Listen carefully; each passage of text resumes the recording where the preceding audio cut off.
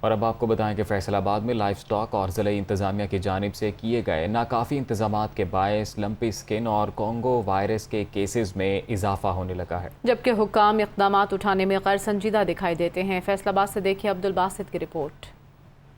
عید قربان کی مناسبت سے لگائی گئی مویشی منڈیوں میں دیگر اضلاع سے بیوپاری اپنے مویشیوں کو لے کر فیصل آباد کا رخ کر رہے ہیں۔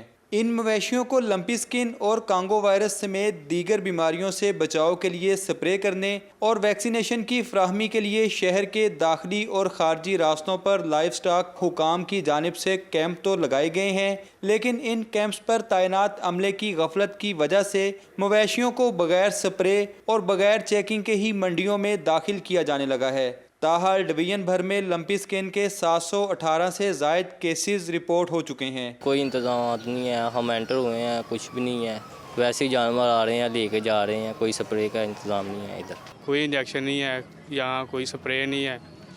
100 بیماری ہوتی ہے جانور کو، مگر نہیں یہاں کوئی ایسا نہیں ہے۔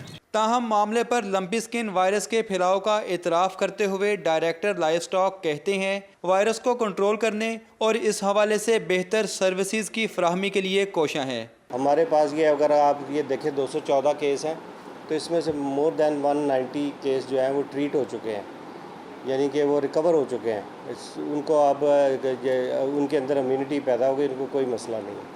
تو باقی جو ہے پائپ لائن میں ہم بالکل آگاہ ہیں اور انشاءاللہ ہمارے پاس وافر ویکسین موجود ہے۔ ماہرین کہتے ہیں کہ منڈیوں کے داخلی راستوں پر مناسب چیکنگ نہ ہونے کی وجہ سے اگر ایک بھی متاثرہ جانور منڈی میں داخل ہو گیا تو بڑے نقصان کا بھی سامنا کرنا پڑ سکتا ہے۔ فیصل آباد میں محکمہ لائف سٹاک اور ضلعی انتظامیہ کی غفلت کے باعث لمپی سکن اور کانگو وائرس کے پھیلاؤ کے خدشات منڈلانے لگے ہیں۔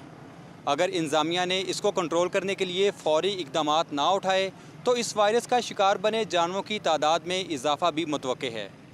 کیمرہ مین صدام علی کے ساتھ عبدالباسط، دنیا نیوز، فیصل آباد۔